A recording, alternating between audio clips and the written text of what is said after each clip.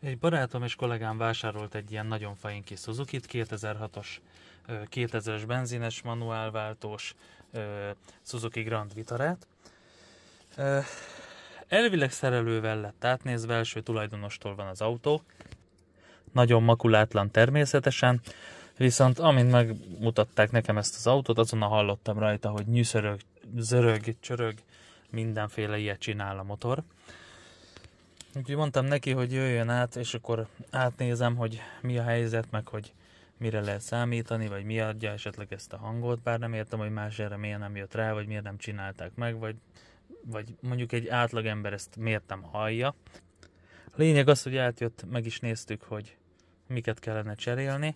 Hát láttunk egy ilyen 6-7 helyen olajfolyás, kiszakadt diffi-szilentet, leszakadt váltótartóbakot, bár ennél motortartóbaknak hívják a hátsót, de lényegtelen. 10 éves égszíjakat, lógó feszítőgörgőket, pasztázott szelepfedéltömítés csavarokat, és még sorolhatnám. Mindegy, írtunk egy nagyon fain kis listát, oké, jó, akkor majd, hogyha lesz idő, akkor meg lesz csinálva ez az autó. Az ügyfél, mivel barátom, és esetleg tudott ennyit várni, mert hogyha már mindenkinek kifizetett, hozzáteszem, karosszéria lakatos is letüsszentette alulról valami moslékkal, úgyhogy esetleg nehogy látszódjon rajta, hogy mi a rossz, vagy mit kellene cserélni, vagy ilyesmi, na mindegy, hagyjuk. Annak is mindenki kifizetett, úgy volt vele, hogy megvárja ezt a javítást, mert tudta azt, hogy normálisan szétszedem, idehívom, lefotózok mindent, elmagyarázom, hogy mi a gond. Lényeg, gyorsan el is jött, kicseréltük rajta a feszítőt, a görgőt, vagy a vezetőt, az égszíjat, mást igazából nem láttunk rossznak, de ez a hang, ez sajnos utána is jelen volt. Gyorsan visszavettük az égszíjat, beindítás után ugyanezt hallottuk. Nagyon furcsa, kelepelő, zörgő, fémes hangot, mint amikor mondjuk a mosógép nekiér a fürdőkádnak, vagy valami ilyesmi, ezt tudnám hasonlítani. Úgyhogy az égszíjat levettük, azonnal adta ezt a hangot, ugyanúgy. Tehát úgy, hogy nem volt rajta égszíj, kívül nem volt semmi forgó. Semmi gond nincs ezzel, előfordul különben az ilyesmi, hamis diagnosztika vagy valami. Erről beszélünk általában, amikor azt mondjuk, hogy szétszedés után derül ki, hogy még mi lehet a probléma, vagy esetleg mire kell még költeni, addig ugye senki nem tudja megállapítani. Na mindegy, az a lényeg, hogy a listán amúgy is rajta volt, hogy a szelepfedél alól folyt az olaj, tehát nem okozott problémát, hogy a következő dologra lépjek, le lett véve a szelepfedél, tehát ilyenek, így néztek ki az alátétek, így voltak bepasztázva. Ez tök jó amúgy, csak az a baj, hogy ugyanúgy folyt alól az olaj. Hozzáteszem, hogy csak gyári Suzuki-ba van ilyen, és valami 2000 valahány száz forintba kerül neki darabja, amiből 6 darab kell, de ez most lényegtelen, semmi után gyártottat nem találtam. Miután le lett véve a szelepfedél, hát most ezt nem részletezem, de mindenki nézze meg ezeket. Döntse el, hogy hazudok vagy nem hazudok, így néznek ki a feszítők meg. Ezek a videó végére majd bevágok amúgy képet a régiről meg az újról, hát úgy körülbelül odáig voltak belemerülve a láncok, mert ezen 2 van. A vezetőbe meg a feszítőbe, így néz ki amúgy a feszítő. Ami azonnal feltűnt különben, miután levettem a szelepfedelet, hogy ahogy ez bele volt rakva, és feszítette a láncot meg minden, ez ugyan ebbe a pozícióba volt. Tehát a feszítő az a koppanáson volt, és laza volt fölül a 2 vezérmű tengelyen a lánc.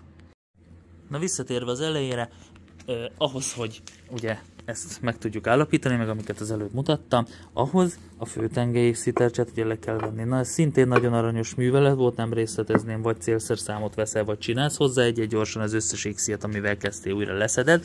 Ez a égszíjtárcsa, ez természetesen rállogott az egyik csavarra, úgyhogy ezt is le kellett venni. Ki kellett csavarni az összes csavarját a szelepfedéldeknének. Plusz még amúgy van itt is, de ez nem látszódik, amikor össze van rakva, vagyis amikor még rajta van az autón. Itt a motoron, itt keresztül megy egy vízcső, ami ide csatlakozik, tehát a hűtővizet alapból le kell engedni, ezt itt le kell szedni, ezt az egész konzolt, de ezt nem bírod leszedni egészen addig, ameddig a szervó szivattyú az nincsen levéve legalább író okosra. Tehát bárki, akinek van egy kis kézügyessége, azt így pikpak lekapja, ezt az összeset, és kicseréli a vezérlést. Ezzel nincs is semmi probléma. A probléma az azzal van, hogy itt már valaki kombinált fogóval próbált meg hozzá nyúkálni. Valójában nem derült ki, hogy mi, mert a kocsinak a évjáratával megegyező dátumú alkatrészek voltak benne.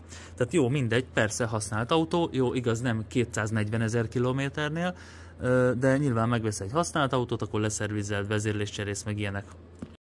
Ahogy utána olvasgattam ennek a J20E motornak, ezeknek a fő problémája az, hogy elkezdik megenni az olajat, de egyik pillanatról a másikra, tehát ez az autó is, amikor itt volt még nálam 1-2 000 kilométerrel ezelőtt, akkor majdnem a nívópálca tetejénél volt az olaj, és most, mikor kihúztam a nívópálcát, szó szerint, gyerekek, por száraz volt. Ha mondom, akkor itt valami nem stimmel. Azt elfelejtettem az előbb mondani, hogy volt olyan problémája az autónak ez idő alatt, mióta megvették, hogy többször kidobta a check engine motorhiba lámpát, amit kiolvasva a káros anyagra panaszkodott. Mondom, biztos Suzuki, biztos nem cseréltek benne gyertyát, akkor ezt is kicseréljük. Ugye itt van a fain állapotú gyertya, ami benne volt az autóba. Ezt még a feszítővel, meg a égszíjjal, meg a legelején cseréltem ki, mert ugye tudtam erről a problémáról, mondom, majd akkor utána használják az autót, és ha esetleg megint visszajön, akkor valami más a baj. Nekem akkor még nem esett le, még mindig, hogy valójában azért dobálta a check engine-t, mert annyi olajat megzabált az autó. Visszatérve a történethez, valójában még mindig nem tiszta számomra, hogy ez hol és miért kezdi el zabálni az olajat ilyen hirtelen. Nagyon-nagyon sok fórumot elolvastam, nagyon-nagyon sok helyen olvastam, hogy a szerelő kicserélte neki a szelepszár szimmeringet, és ugyanúgy 1-2 000 kilométer múlva elkezdte enni. Na most ez szintén azért van, mert a szelep ugye egy vezetőbe fut, ami olaj nélkül elkopik. Tehát hiába cserélik ki a szimmeringet újra, ez ugyanúgy szét fogja verni a kalimpáló szelep, tehát nem lesz jó. Ezt azért mondom el, mert most az egy dolog, hogy a vezérlést kicseréljük, de a probléma még mindig nem oldódott meg. Ezzel kapkodni ugyebár nem lehet. Nincsen tömítés a dekni és a blokk közt, tehát ezt olyan patikán kell összerakni, hogy utána ne folyjon az olaj, mert ha folyik az olaj, akkor mi lesz? Az ügyfél visszajön. Tehát fölöslegesen dolgoztál vele 1-2 napot azzal, hogy ezt mindet letakarítgattad, tehát nem tudsz kapkodni vele. Több helyen olvastam, hogy ez a PCV szelep, amiben egy kis rugó van, ez a kartelgázt hivatott visszavezetni a szívórészbe. Hogyha ezzel romlik, akkor itt is fel tudja szívni a motorolajat. Na természetesen ezen ez is rossz. Úgyhogy ez is egy leendő probléma, ilyet se kapni sehol, se utángyártódba, semmibe. Jelenleg még nem tudom, hogy egyáltalán a Suzuki-nál mi a helyzet, mert erre ma derült fény, úgyhogy még várok az árajánlatra. Tehát ezt a pár darab csavart kell berakni megfelelően pasztázva, viszont hogyha túlnyomod a pasztát, meg azt a pár csavartot be kell rakni, viszont hogyha túlnyomod a pasztát, akkor a vezérlésnél úgy van megoldva, hogy itt ezen keresztül kap olajnyomást a motor, és ezen az icike-picike lukon jön a vezérlő tengelynek például az egyik vezetőjére, vagy nem tudom mi ez, vagy feszítő, vagy mit tudom én mi ez a vezérlésbe, tehát ott jön be a motorolaj oda.